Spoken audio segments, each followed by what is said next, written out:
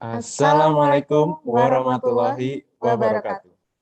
Good morning and best wishes for all of us. Shalom, Om Swastiastu, Namo Buddhaya, Salam Kebajikan. The Honorable Head of Laboratory of Civil Engineering Department, Faculty of Engineering, Universitas Negeri Malang, Dr. Andes Sutrisno, S.Pd.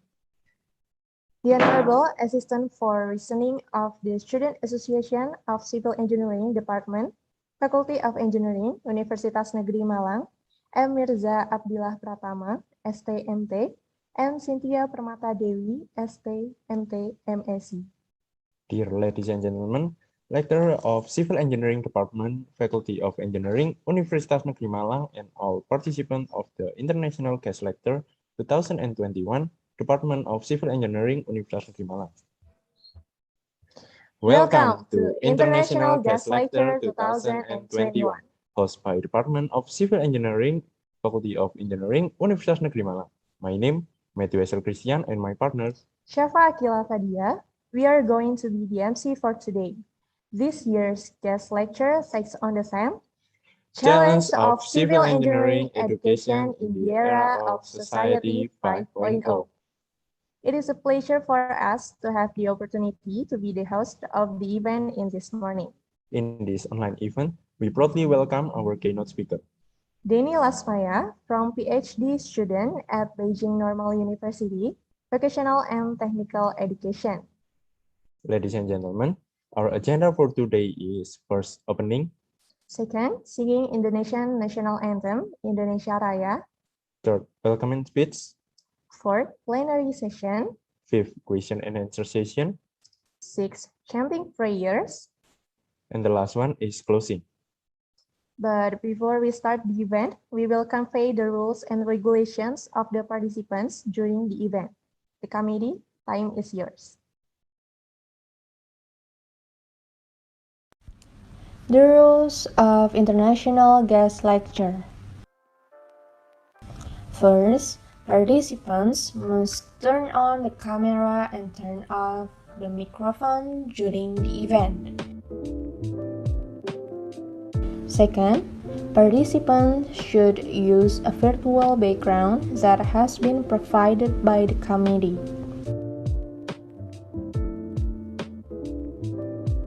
Third, for the question and answer rules, participants can write question in the Zoom chat room or use the raise hand feature, then turn on the microphone if you have been asked by moderator. Fourth, if participants having some technical problems, you can contact the available contact person.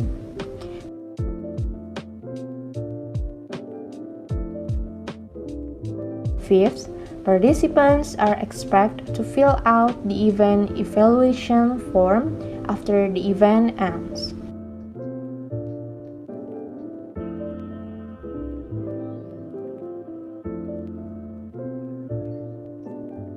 Thank you for your participation.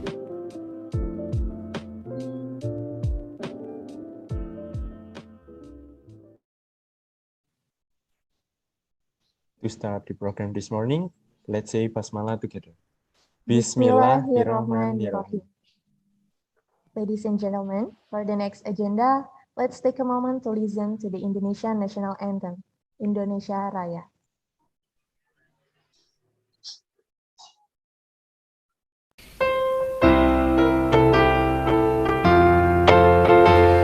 Indonesia tanah airku, tanah tumpah darahku. Di sanalah aku berdiri, jadi pandu hidupku. Indonesia kebangsaanku, bangsa dan tanah airku. Marilah kita bersatu, Indonesia bersatu. Hiduplah tanahku, hiduplah negeriku, bangsaku, rakyatku semuanya. Bangunlah jiwanya, bangunlah Indonesia Raya. Indonesia Raya merdeka, merdeka, tanahku, negeriku yang ku cinta. Indonesia Raya merdeka, merdeka, hiduplah Indonesia Raya. Indonesia Raya merdeka, merdeka, tanahku, negeriku yang ku cinta. Indonesia Raya merdeka, merdeka, hiduplah Indonesia Raya.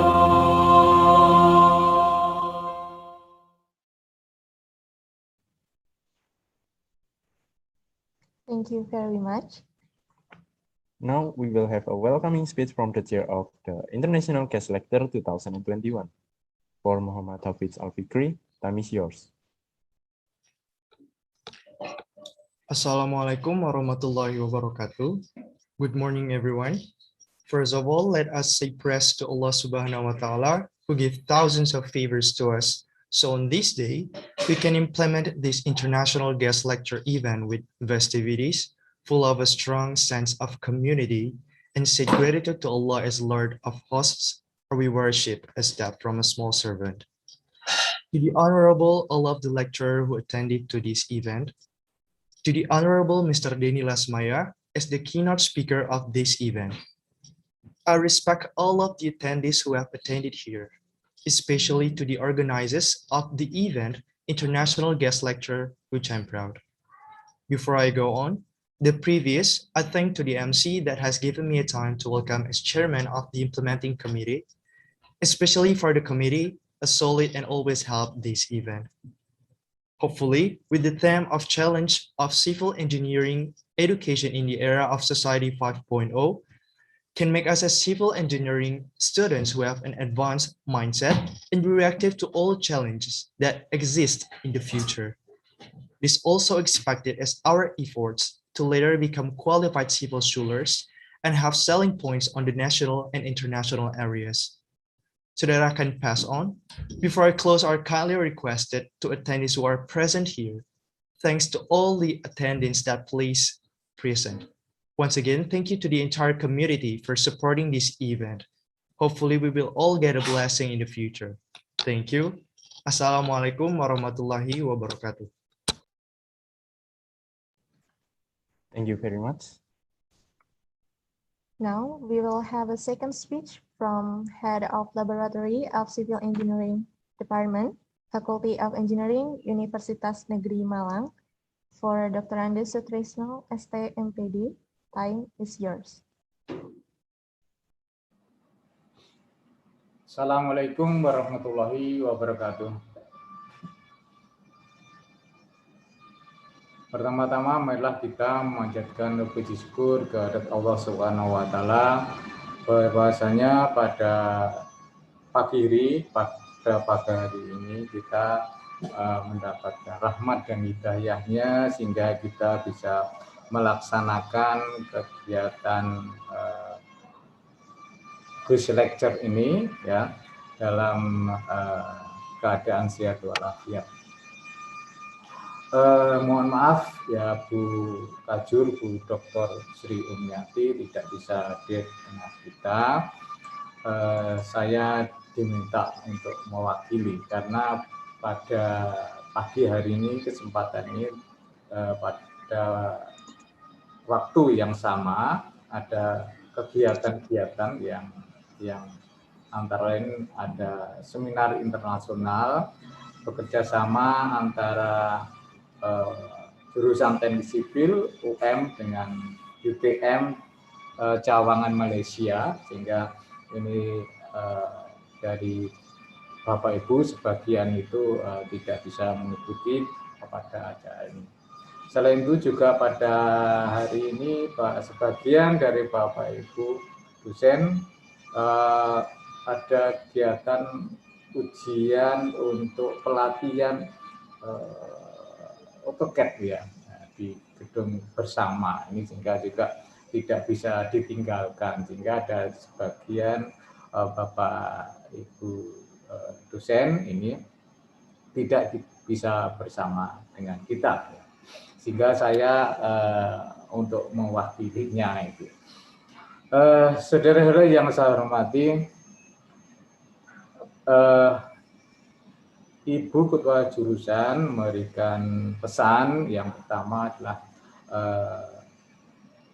selamat ya bisa dalam penyelenggaraan untuk quiz lecture ini. Semoga nanti bisa berjalan dengan lancar dan mendapatkan suatu manfaat yang besar bagi kita, bagi mahasiswa, juga bagi lembaga kita. Ya. Kegiatan quiz lecture atau kuliah tamu ini memang sangat penting, dan oleh karena itu dilaksanakan setiap tahun ya. Yang awalnya itu secara nasional ini sekarang menjadi secara internasional, ini ada suatu peningkatan. Ya, ini sangat penting karena untuk membekali para mahasiswa yang mana nanti mahasiswa akan meramu segala informasi itu menjadi suatu kompetensi, menjadi suatu kemampuan yang akan diterapkan nanti kelak setelah lulus, karena mahasiswa butuh ya pengetahuan, butuh kompetensi, butuh informasi yang dapat digunakan untuk memunculkan suatu keahlian yang mungkin keahlian atau kompetensi itu yang sekarang belum ada atau belum muncul. Saudara-saudara yang saya hormati, saya ingin mendapat informasi dari Bu Umi, ya, di Ketua Jurusan, bahwa narasumbernya ini alumni dari sipil. Nah, saya nggak tahu persisnya apakah betul seperti itu. Kalau itu betul, ini memang peran dari alumni itu sangat dominan di perguruan tinggi, sama halnya dengan mahasiswa. Jadi kalau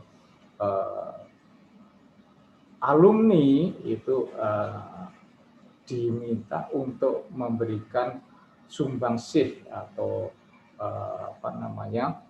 peran di perguruan tinggi, baik dalam hal untuk kemahasiswaan maupun di dalam hal yang lain seperti pengembangan kurikulum, seperti kerjasama, itu sangat membutuhkan alumni ini.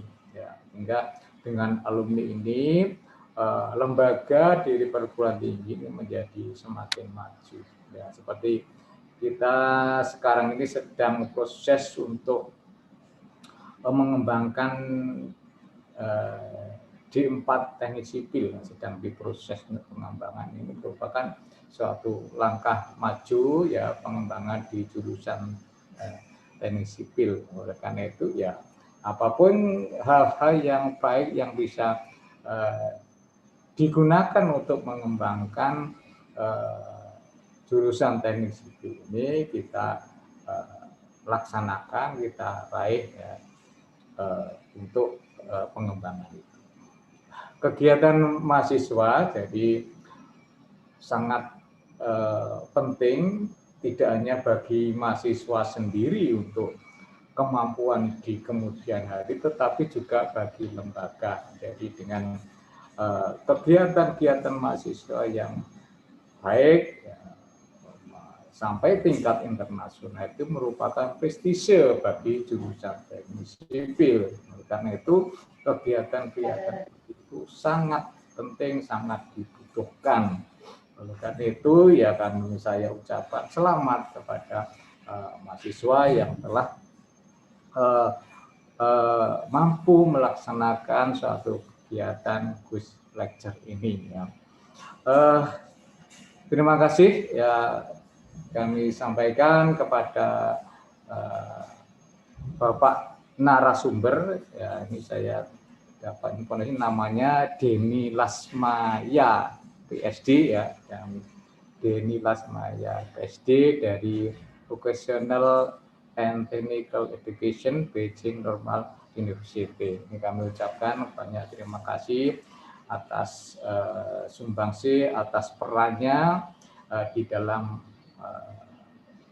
meningkatkan atau di dalam memberikan kompetensi kepada mahasiswa yang nanti akan digunakan untuk bekal di dalam masyarakat. Ya, terima kasih juga kepada panitia yang telah berupaya berusaha keras sehingga pada hari ini bisa melaksanakan suatu kegiatan yang tentunya itu sudah dimulai sejak lama sehingga mudah-mudahan nanti bisa berjalan dengan lancar, dengan baik ya, dapat menghasilkan informasi, dapat menghasilkan suatu kompetensi yang dibutuhkan kepada mahasiswa dengan sebaik-baiknya. Saya kira itu ya apa yang bisa saya sampaikan. Mohon maaf bila ada kekurangannya. Billahi taufik wal hidayah. Wassalamualaikum warahmatullahi wabarakatuh.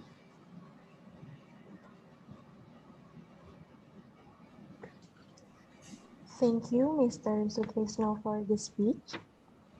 The next agenda is plenary session with our keynote speaker, namely Deni Lasmaya from PhD student at Beijing Normal University Vocational and Technical Education. For plenary session, it will be moderated by Junior Eka Pawestri. To Miss Junior, time is yours.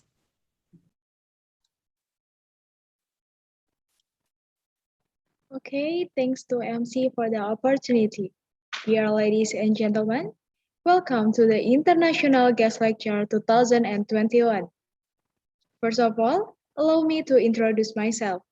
My name is Junior Eka Pawestri from Universitas Negeri Malang, and I will be moderating this session for the next few hours.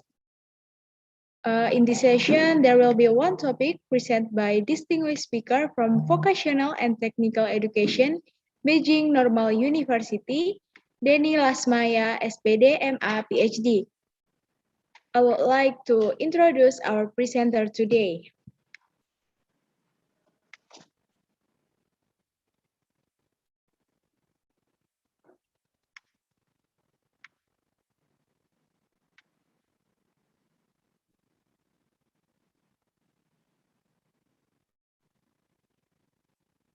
Okay, now we can see our presenter's curriculum vitae. Our today presenter is Deni Lasmaya. Mr. Deni born in Bandung, 27 October 1986. Gender, male. Nationality, Indonesian. His occupation, PhD student at Beijing University. The last formal education that Mr. Deni took for his PhD degree is at Beijing Normal University with major vocational and technical education. Okay, and then his last working experience is as assistant lecturer at Indonesia University of Education. He also joined HSK 5 preparation training from Confucius Institute. He had an internship at PT Telkom and at UNESCO Beijing. He speaks two languages, English and Mandarin, and his area of interest are projects in education, training, research, and development in technical and vocational education. Okay, I guess that's all for his curriculum vitae. There is no doubt that our presenter today is an expert on the topic to be discussed. Now, let's move to plenary session. In this plenary session, I will allow the presenter to take place. It takes around 45 minutes. Afterward, we would like to have a question and answer session for 40 minutes. To whom willing to ask question to the presenter, you can click raise hand before you are allowed to speak. Or you can type your question in the chat box. Now, we are about to start plenary session. Before that, I would like to greet Mr. Deni Lasmaya. Good morning, Mr. Deni. Good morning. Welcome to Universitas Negeri Malang, sir. It's been a great honor for me to welcome you here. Yeah, it's nice for me too. Thank you. Okay, are you ready with the presentation materials? Yeah, of course. Please. Okay, for Mr. Deni, time is yours. You have 45 minutes presentation time, please. Okay, thank you for the moderator. Assalamualaikum warahmatullahi wabarakatuh. Selamat pagi, good morning, 早上好. Today, I'm gonna share with you guys about the topic of vocational and technical education in China. Let me share you the PowerPoint.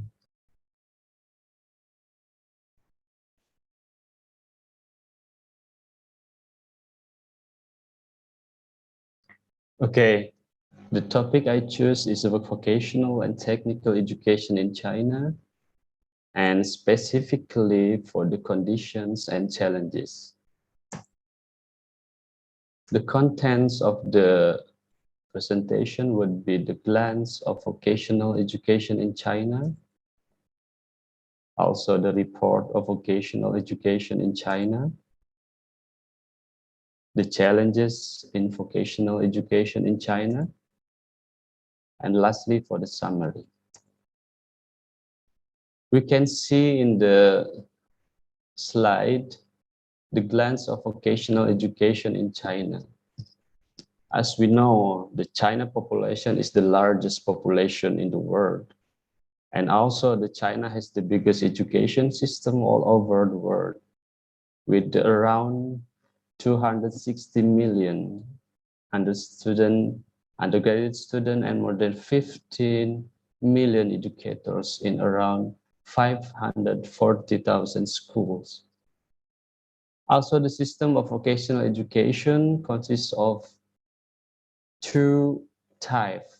Firstly is vocational schools and the vocational training. And the vocational education in China is provided at 3 levels: the junior secondary, the senior secondary, and the tertiary.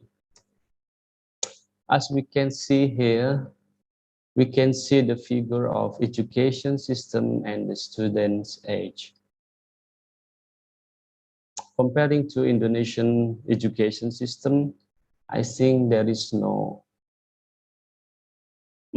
differences of the age. We can see for the general junior secondary school at the age of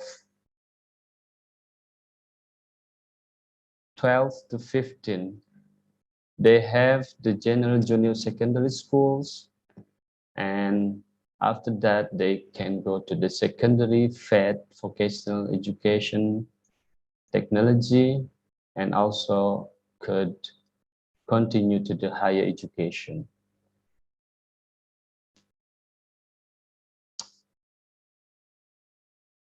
This is the secondary level education for vocational high school. In China, there are 3 parts of, like vocational high school divided into 3 types. First, the technical middle schools. It's called 中专, 中等中专学校. So these schools basically concentrate about the transport and communication, water and electricity distribution, chemical industry at the provincial level, and they offer like vocational subject linked with administration and technology. And the graduates are often called technicians. So they don't work on the production line, but plan, organize, administer, are in charge of quality control, etc. And the next type of the vocational high school in China is a vocational upper middle school, 职业高中. So this school is preparing for industrial and service occupations.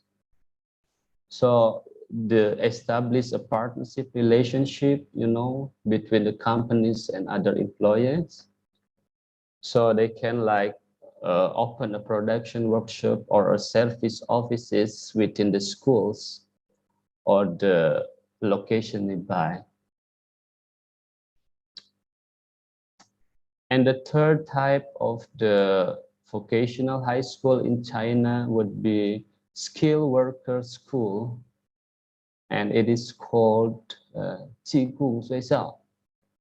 So this school is produce workers for the industry. Nowadays, the workers' school belong in many cases to the labor administration at the city level because the factories became like autonomous financial entities which feel the need to curb non-productive cost. Once the school has left the factory, it can organize also with the partnership with several companies in its area, and the graduates become the first line production or service workers. So the report from the Ministry of Education 2006, they were all together 770 secondary vocational schools, including the vocational high schools, specialized secondary schools, and skilled worker schools, with the enrollment about 11 million students and the recruitment of almost 4 million students. So here, we back to the history of the vocational and technical education in China. So since 1949, the higher education developed rapidly. Since 1949, the Workers' University has established, as you can see in the slide, the Amateur University of Workers until the National Self-Study Examination of Higher Education. So this type of higher education is growing and developing over the year. And there are total of 413 adult higher education institutions in 2007. We can see in the table here the number of regular higher education institutions by level and fields of study in 2006. We can see to the natural science and technology.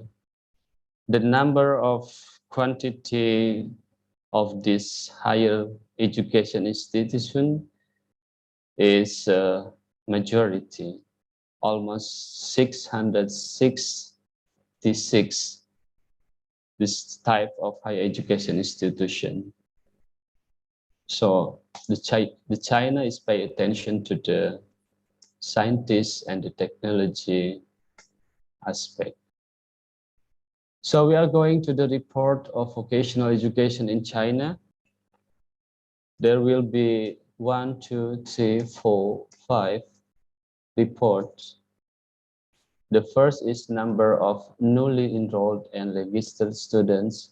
We can see here, like, we could call that this is the achievement of the China for the vocational education in China development. And the second report would be trend in establishment of national teaching standard for vocational education since 2012. And number 3 is employment rate of secondary higher vocational education graduates in recent years. Number 4 is funding for vocational education quality improvement in the last 5 years. And the last is a number of national vocational education events. So the reports is showing in this slide one by one. So we can see the blue color is showing for the numbers of newly enrolled for the students. And for the, I don't know how to say this, like orange. Yeah, maybe orange, right? The orange is showing the registered students in 2018. So for the secondary vocational schools, the total for the newly enrolled and the registered students would be almost 20 million students for the secondary vocational schools. And for the vocational colleges, it is almost 15 million students for the new and the registered students. And we can see the presentation also. In the 2018, the secondary vocational schools has more and more students are willing going to enter for the vocational secondary schools as well as for the vocational colleges. So the next slide is showing for the report for trends in establishment of national teaching standards for vocational education since 2012. So China could claim that they could develop very rapidly for the improvement in 1, 2, 3, 4, 5 aspects for the vocational education. We can see that the first aspect is teaching facility standards for practical training. They have 30 producing materials for the teaching facility standards for practical training. And we are going to the internship standards. So the government and the industry or company and the community has made some sort of coordination and collaboration that they produce 136 internship standards for the whole nation. And the third is the professional teaching standards for the secondary vocational schools. Also, they produce 230 materials for the standards. And also for the college standards, they produce 410 materials that could be used for the whole country. And the list of vocational colleges disciplines, since 2012, they produce like 770 disciplines for the vocational colleges. So we are going to the next report for the employment rates of secondary and higher vocational education graduate in recent years. For the blue line is employment rates of secondary vocational education graduates, and for the orange, it's employment rates of higher vocational education graduates. We can see like in 2007, for the employment rates of secondary vocational education graduates is kind of decreasing and is going up again. So if we comparing to 2017, which is 10 years, it could be like not more or less the same, right? So the employment rates is kind of stable. But for the employment rates of higher vocational education graduates, we could see like 2007, it's 84.10%. And in 2017, 10 years later, it reached 92.10%. So we are going to the next report. This is the funding for vocational education quality improvement in the last 5 years.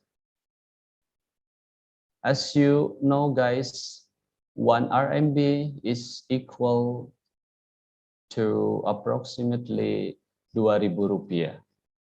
So you could like times to rupiah for this kind of counting, right? So this is the funding for vocational education quality improvement in China. In 2014, the government has given for this kind of education 1.14 billion RMB, and it is increasingly by the years. So 2018, it could be reaching 1.87 billion RMB. So we are going to the next report. So the government like promoting the events for the vocational education with the 4 aspects. The first is promotional activities, skill competitions, the talent shows, and quality reports. So these are the activities the whole nation should be referred to the government agenda.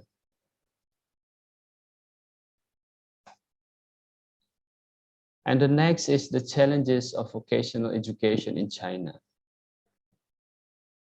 As we can see, the workplace training, or we could see like apprenticeship. So the workplace training is a place that students could study or practice in order to gain their competence to meet the demand for the for the demand of the industry, right? So the workplace training is still facing a problem for the China. What is the problem? The cooperation with employer is a variable. I think the same like in Indonesia, we are facing kind of this pretty similar situation. So the for workplace training and few regional, the company and the institution or schools, like for the time students have the training and who would be train the students and who would be the person who in charge of the workplace training, and what is the win-win solution for the workplace and the institution by the government view. So the workplace training is still the problem for the vocational education in China. Also resources and the standards for the second challenges. So they have like some areas in China, especially for the rural areas, they have some difficulties for the resources and the standards. Of course, for the cities, for the good schools, it has good resources, good standards. But for the rural areas, I think the same in our situation in Indonesians condition also pretty similar. So for the resources and standards, should be there is a national guidelines for the implemented how these resources and standards could be settled for the development of vocational education. And then lastly, for the challenges is planning and coordination. So I look at to the OECD report in 2010. So the planning to meet the labor market needs is insufficient. So the provinces manage some schools directly to the Education Commission, but the other through other government bodies like Agriculture Bureau. So the coordination between the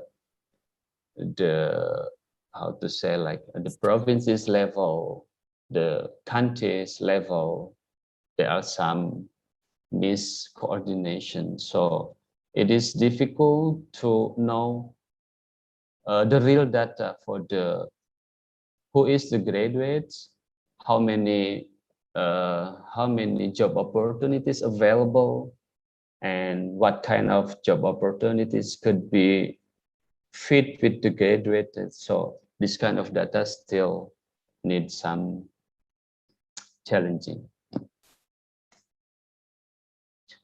Okay, for the summary for this presentation, the China education system is the biggest education system all over the world. For the vocational education system, it is divided into 3 levels: junior secondary, senior secondary, and tertiary. But for the first level in junior secondary nowadays, it is going to be infamous because the government is focusing into the senior secondary and tertiary education development. And the second, China has made some great achievements in vocational education issues, like the number of newly enrolled and registered students, trends in establishment of national teaching standard, employment rates of secondary and higher vocational education graduates, funding for vocational education, and a number of national vocational education events. But however, China still has some challenges in order to sustain their development of vocational education issues.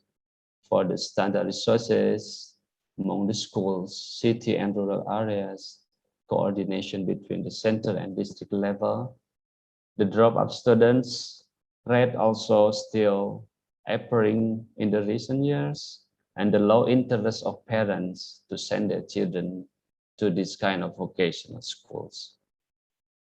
Okay, maybe for the presentation, I finish with this.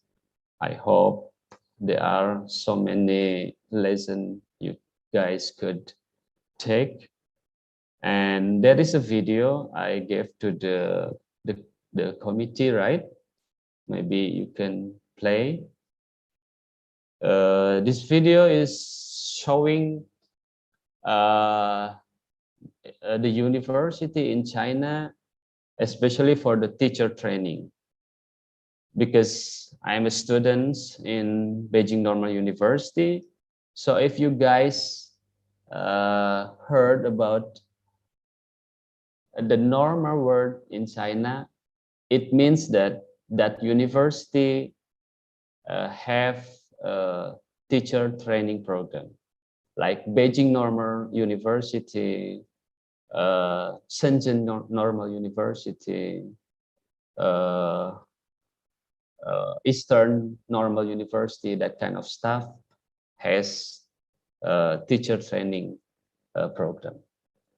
Okay, thank you very much. 谢谢大家.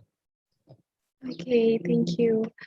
Maybe the operator can help Mr. Deni to play his video.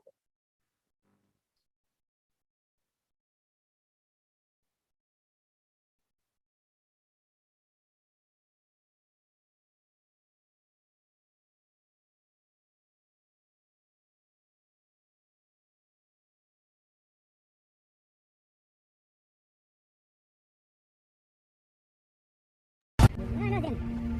If you put it on.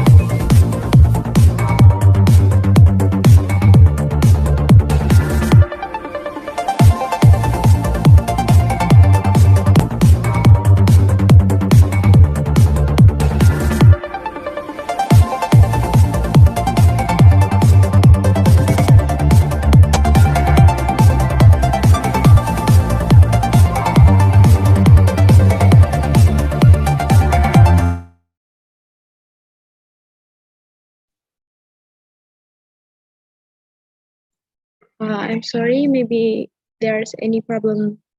It's okay. It's okay. You can continue for the question and answers. Okay. Now we are moving to a question and answer session. To whom willing to ask question to the presenter, you can click raise hand before you are allowed to speak, or you can type your question in the chat box.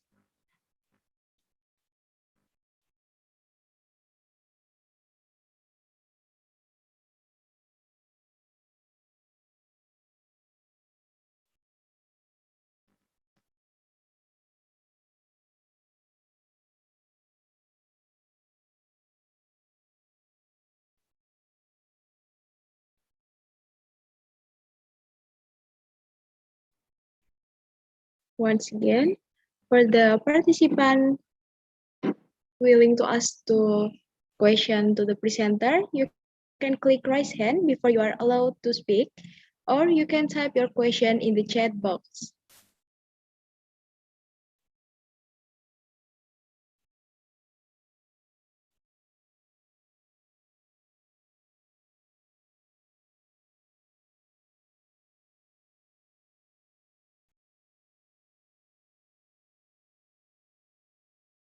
Okay, for the first question, it came from Tio Adi Setiawan. The question is, discussing about the reality in Indonesia, large number of civil engineering education graduates do not teach in vocational school or any related vocational activities. They choose to work as workers in construction industries. What do you think about it? Okay, thank you. Do I directly answer or I wait for the 1, 2, 3 questions and directly? What do you think? Do I need to directly answer? Yes. Okay. Okay, for Mr. Adi, the large number of civil engineering education graduates do not teach in vocational schools and they choose to work as workers in construction industries. What do you think about it? Yeah, this phenomena is still, when I was teaching in UP also, the same situation is appeared. But I couldn't say it's good or not, but for my point of view, a person could choose their career by themselves without any forces from anybody. So the career choices is depend on the person itself. But if my opinion, they are civil engineering education graduates, right? Why? I will ask why they do not want to teaching in the schools. So I will ask the reasons why. If we see the opportunities for the how to say government teachers for the high schools, vocational high schools, is very small number. So the supply and demand for this how to say civil engineering education graduates and government teachers are not equal.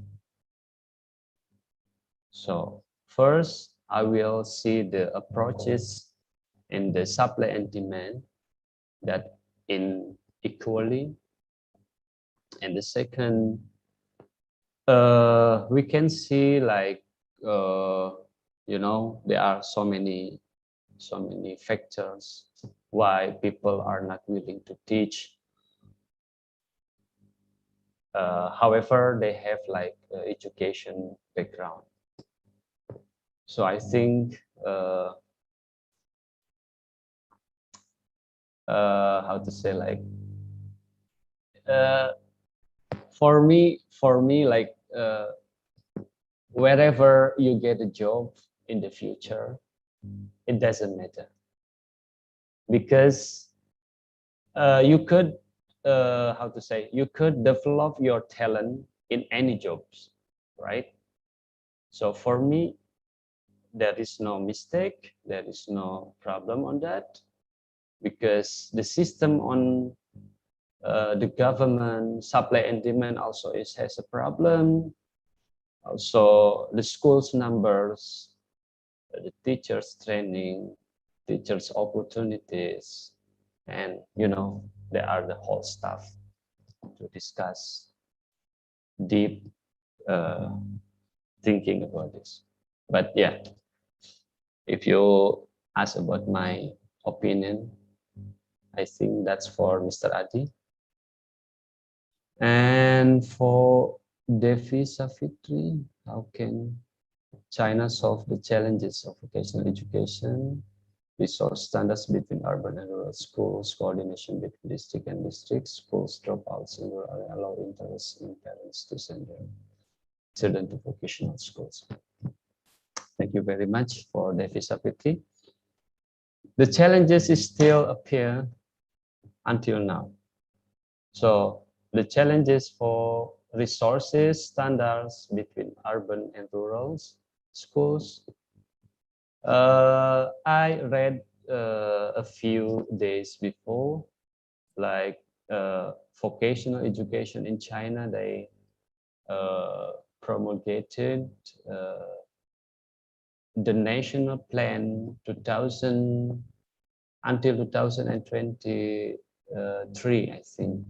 So they will, how to say, like boosting the strength of how to solve this kind of problem. But for the resources standards, over the time, over the years, the China government put more funding. If you see the report that I have describing before, in 2018, like almost 1.80 something billion for the funding of this vocational education. So for the resources, it could be how to say, it could be handling by putting more funding on that, inequality resources between rural and urban. But the coordination between district and districts, I don't have so much information for that. But for the school dropouts in rural areas, I read some papers that showing dropouts in rural areas. I think in Indonesia also the same, like in very rural or remote areas, students are willing going to work or helping their parents, maybe in the garden or whatever job it is. So the same, for the school dropouts. But how to overcome this situation? They put a good teachers to the rural areas. So the graduates, how to say, like, we can say like the new teachers from the university, the good quality of students directly sent to this kind of rural areas. Because if you know, guys, I had some discussion with the teachers in China vocational schools, with the teachers in university, vocational university. So this kind of students, for example, you are in civil engineering education program.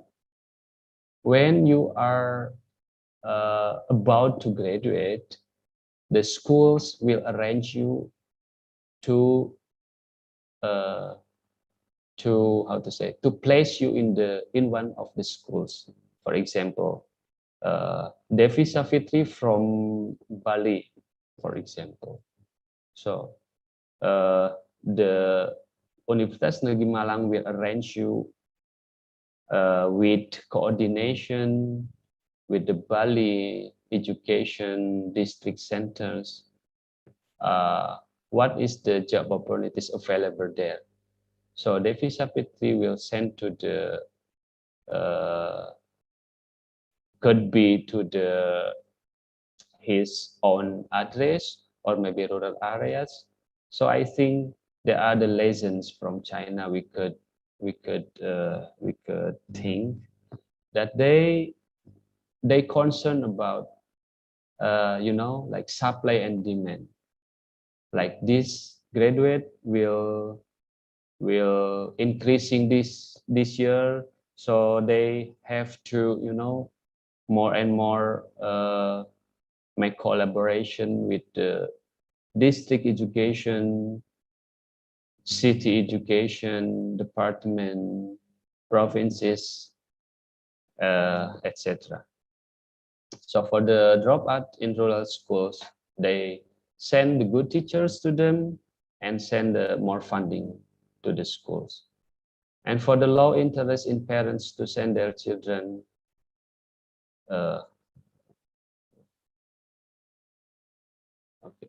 low interest in parents to send their children to vocational schools. I think this kind of issues is appearing in the city, like parent has more economic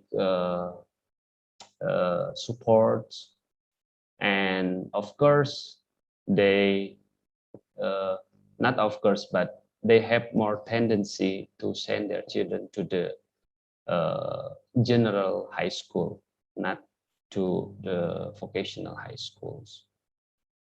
And how to overcome this, I think it's difficult, to how we could like asking people to send their children to the vocational high schools.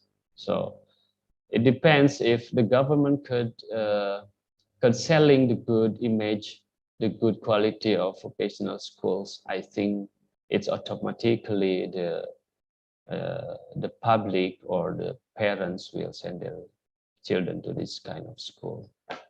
Okay, that's for that. For the visa Okay, pardon, sir. Yes. Maybe for the question, I can help you to read first. Okay, thank you. Okay. Please. Okay, next question from Haruyan Brahma.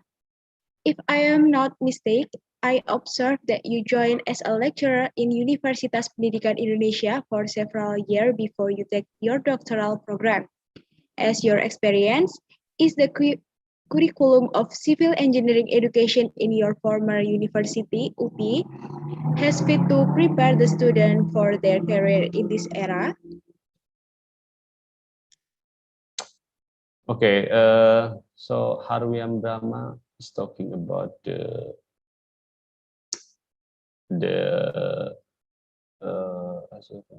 curriculum.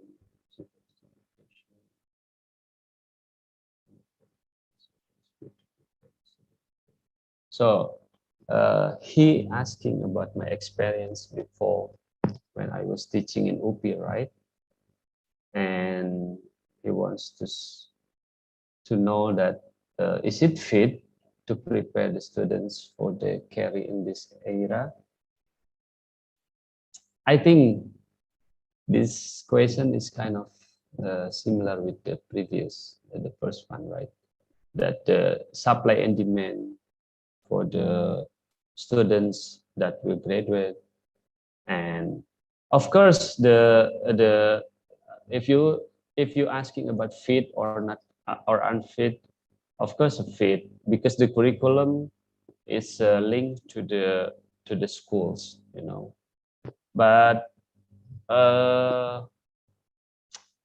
I think when I observe and my experience, I was also a teachers for several years in vocational high schools in Indonesia. For prepare the students for their career in this era, right? When I has experience in teaching, I was learning, for example, this technology in university. But when I teaching in the schools, especially for the good schools, it is really a lot of gap on it.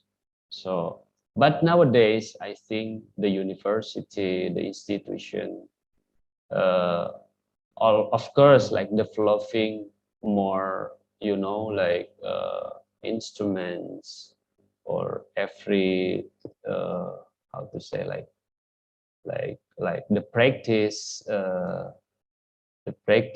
areas is more concerned to gain the competence of the students. So I think if you say the curriculum of civil engineering education, because I didn't teach for the civil engineering, but I teach for the electrical engineering education. So I couldn't say a lot. I couldn't talk a lot about the civil engineering, but I could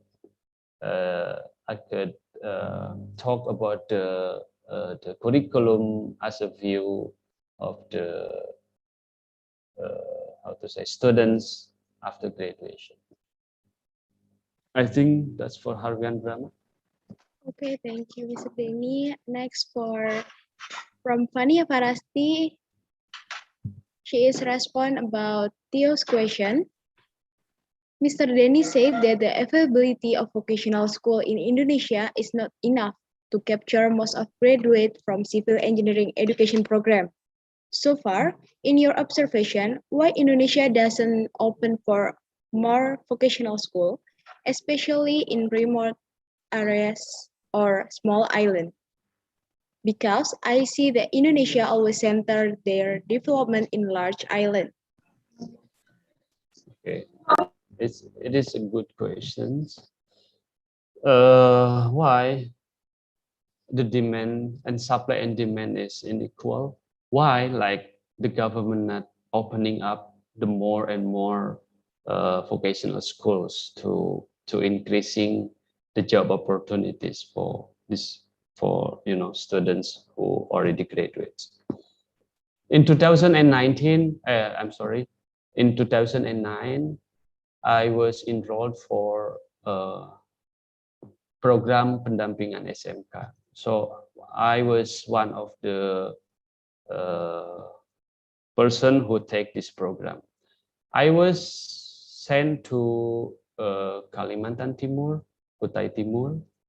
So it is the pilot project. Maybe you guys nowadays know it is called like sarjana mengajar.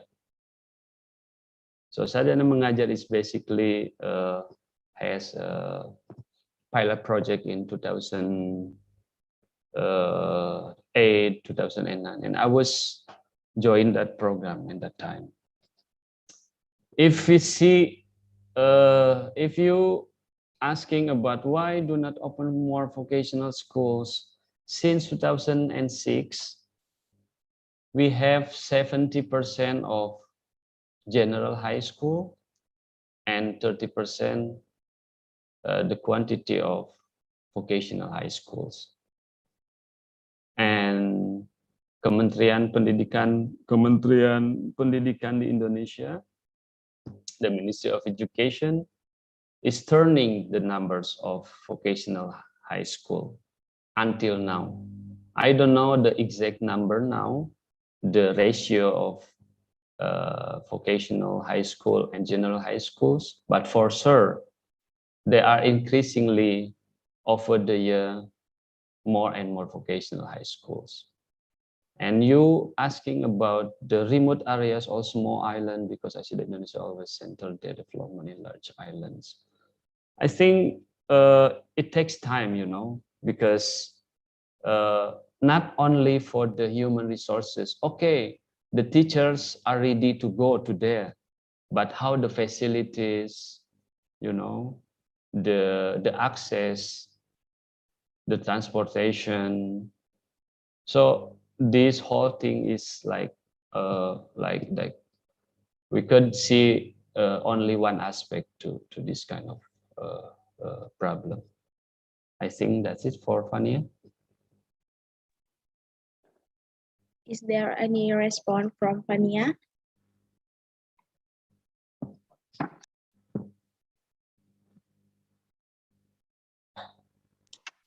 Okay, maybe we can next to the next question. It came from Aisha Sasmito Aji. In China, the employment rate for the vocational school graduate are considerably high compared to Indonesia. What do you think that might be the problem that caused the employment rate for vocational school graduates in Indonesia are low?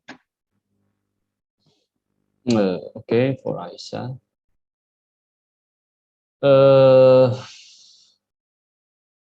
I think there are so many aspects if we are talking about the employment rate for the vocational schools graduate. If we see nowadays China is going to be like the powerful economic country, right? And they are like expanding a lot of economic business, and of course for growing this economic sector they also require a lot of workers, right?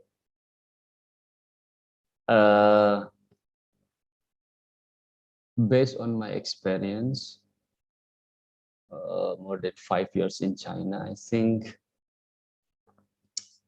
they have a lot of economic sectors that could, how to say, like the supply and demand for the schools and industries are having a good coordination. I think some schools, or maybe a lot of schools also in Indonesia, has a good relation to the industry. Like while they are graduate, industry is taking them to their company. So why you said like why the rate of vocational school graduate in Indonesia are low? I didn't see for the recent if maybe you guys could see the number of the employment rate for vocational school graduate in Indonesia, because I didn't know the exact number, right? But if it is so, it could be, you know, I was having some discussion with the friends in industry, like why you didn't accept a lot of students in your company. And my friend thought like the qualified graduate students I will hire, but unqualified students I don't need them. So you know, like the company industry, of course there is standard, you know, to accept their workers. So the problem could be in the industrial sectors with the schools or the job opportunities that available in that year. Like for example, this kind of pandemic, you know, epidemic era, it is difficult to say like we could establish a lot of job opportunities. So it is also you know, like time to time is different. So I think that's for Aisha. Thank you. Okay. Next, maybe from my own question. Okay. Currently, Ministry of Education in Indonesia is forcing all students to join program of Merdeka Belajar, Kampus Merdeka, Yes. which enable the university student, moreover from vocational program, to join industries as internship or to teach in school. To your extent, how far this program will benefit the student? Of course, for this kind of program, a lot of benefit that could take for this by the students. First of all, if you go to the new place, for example, to another universities, or you go to the new industry, there would be a new a culture. Like if you guys go to the some new industry, you could see that, oh, this kind of cultures, like working culture, and you guys could meet a lot of people, new people. So it could gain your interpersonal competence. So it is not only for the academic only, but also for the interpersonal, and your characters also would be, having more benefit. I think in China, this kind of program long time ago already, how to say, like, I was in 2016 in Beijing. So we could go to another university to to see the lecture. So this kind of program I also already experiences. So when I go to another university, I can see like, oh, this university teachers like this, the facilities like this, or the cultures, they how to say, like, because uh, one university to another university is different, right? So a lot of benefits will students get in this kind of program, I think. Okay, I got it, Mr. Deni. Maybe for the last question, it came from our lecturer, Mr. Deni. You know that in Indonesia, the government is currently developing the concept of Merdeka Belajar Kampus Merdeka. Maybe what do you think is the main challenge for vocational education in Indonesia with the implementation of the concept Merdeka Belajar Kampus Merdeka that was launched by the government? And maybe what the problem about that? Yeah, I think the question is pretty similar with you, yeah.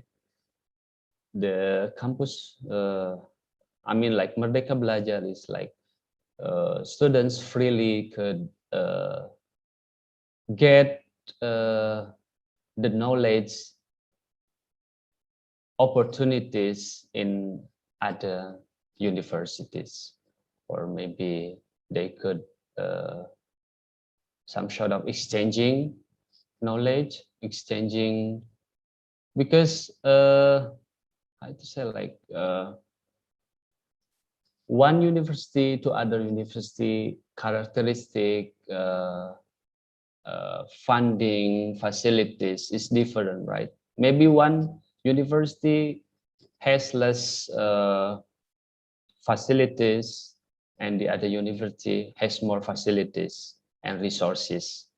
So this kind of program could give the opportunity for the students who could get their, like a new environmental for gaining the academic culture or interpersonal culture. Because what I see in this kind of Merdeka Belajar is that the government want to gain not only academic aspect, but also they could, like, some sort of communicate with the new people, new teachers. So they could gain, the interpersonal aspect more and more better. I think like that.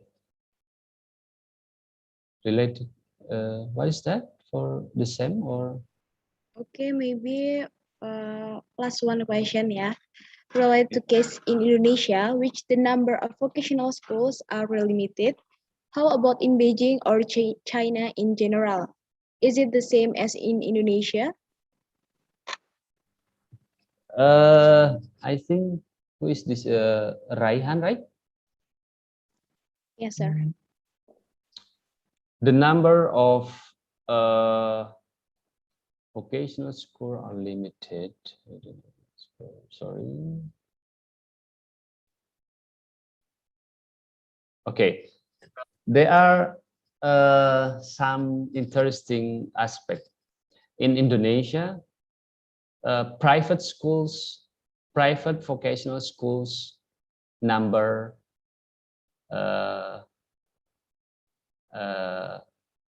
has more than the public vocational high school, if I don't mistake, right? But in Beijing or in China, the number of public vocational high school is more than private vocational high school. So if I see that, you know, when the schools are arranging by the government, so they will put more, how to say, like the same quality, the same funding, the same teachers quality. But if you go to for the private, of course, this kind of private, they have the competition, you know, like, oh, okay, my school should be better than your school. So I think there is a good view of this. In China, the public are more quantity than the private, but in Indonesia, private are more than the public, if I don't mistake. Okay, correct me if I'm mistaken. Okay, maybe at last, I do not want to address any question for you as the session is about to end. But could you please give us motivation as university student to prepare our career or to prepare for our next level education to the master level until PhD? Okay. Okay, guys. I think the job opportunities, the study opportunities is yours, you know. You could get the scholarship from Indonesia or another government. For example, for me also, if you know Mr. Aris and me also the same university when we were studying for the master degree, and we got for the China Scholarship Council. So we got the scholarship from the China government, and I also got the LPDP scholarship for this PhD. So the opportunities for the job, for the studies, further study is in your hand. There is no time for say, oh, there is no opportunities. No, it's all yours. If you want, you can get. If you don't want, you never get it. Okay, I got it, Mr. Deni. Thank you so much, Mr. Deni, for your explanation and also for your answer. I think we got a lot of knowledge from you. Thank you so much. Very welcome. So nice to share with you guys. Okay, finally, plenary session and question and answer session is over. Now, I want to draw conclusion from our topic that present today. China has the biggest education system all over the world. Different with Indonesia, vocational education in China is provided at 3 levels: junior secondary, senior secondary, and tertiary. The secondary level education for vocational high school is divided into, first, technical middle school, which the graduates are often called technician. Second, vocational upper middle school, which this school is preparing for industrial and service occupation. Generally, this school have established a partnership with companies and other employees. Third, skilled worker school. This type of school produce worker for industry. The graduates become first-line production and service worker. Next, for report of vocational education in China. First, number of newly enrolled and registered students. Second, trend in establishment of national teaching standard for vocational standard since 2012. Third, employment rates of secondary and higher vocational education grade in recent years. Fourth, funding for vocational education quality improvement in the last 5 years. Fifth, a number of national vocational education events. Over the time, China government put more funding for vocational education. China still has some challenge in order to sustain their development of vocational issues. Okay, I congratulate you all for your commitment and active participants during this session and wish you all the success. I hope that you had this agenda both valuable and enjoyable. Thank you for your attention. The next agenda is photo session. To all participants, kindly open your camera and give your the best smile. To the commit on duty, time and place is yours. Okay, participants are expected to activate the camera because there will be a documentation session. I will start the countdown. 3, 2, 1. Okay, once again. 3, 2, 1. Okay, thank you for participants. I will return to moderator. Okay, thank you for the committee. Afterwards, I'm Yuniar and see you on the next international guest lecture. For the next agenda, I give it back to the MC. All right, today's plenary session is over. Before stepping on the next agenda, once again, we would like to thank Mr. Deni Lasmaya for the knowledge that has been conveyed. Hopefully, this material can be useful for us. And we also don't forget to thank the moderator, Junior Eka Pawestri, who has guided the plenary session until the question and answer session. Well, the next agenda is recitation of prayers. To the committee on duty, time and place is yours. Assalamualaikum warahmatullahi wabarakatuh. Peace be upon us all. Om Swastiastu. Ladies and gentlemen, let's close this event by praying solemnly according to their respective religion. And let me get prayer with the guidance of the Islamic religion. First of all, I apologize if I made any mistake, whether intentional or unintentional. Next, let us bow our heads together for a moment, praying to God, so that today's activities are blessed and beneficial for all of us. A'udzubillahi minasyaitonirrajim. Bismillahirrahmanirrahim. Alhamdulillahirabbil alamin. Wassalatu wassalamu ala asrofil anbiya wal mursalin wa ala alihi wa ashabihi ajma'in. Dear Allah, the most forgiving, forgive our sin and mistake that we have done, whether intentional or unintentional. Dear Allah, the one who guides our lives, guide every step of life that we walk in order to navigate this occasional life. Dear Allah, today we are holding an international guest lecture event to broaden our knowledge, increase our brotherhood, increase our spirit in worship, and motivate our lives to be istiqomah in your path of truth. Dear Allah, bless our event today. Please live our life in your light, mercy, and faith. Kill us in the best worship we have to you, and guide every step of our lives. Truly, only you are the one we depend on. Rabbana taqabbal minna innaka antas samiul alim wa tub alaina innaka antat tawwabur rahim. Rabbana atina fid dunya hasanah wa fil akhirati hasanah wa qina adzabannar. Subhana rabbika rabbil izzati amma yasifun wassalamun alal mursalin alhamdulillahi rabbil alamin. Thanks for your attention. Wassalamualaikum warahmatullahi wabarakatuh.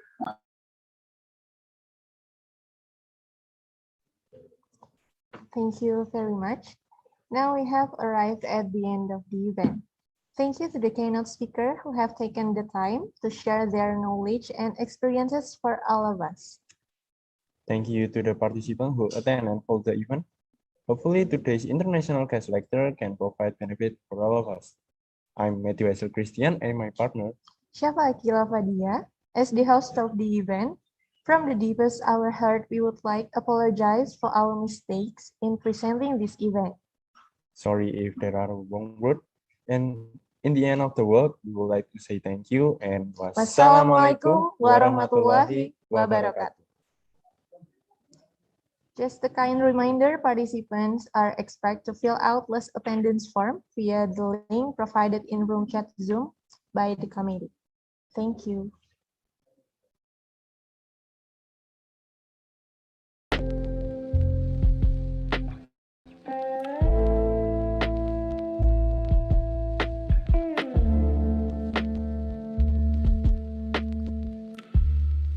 Recording stopped.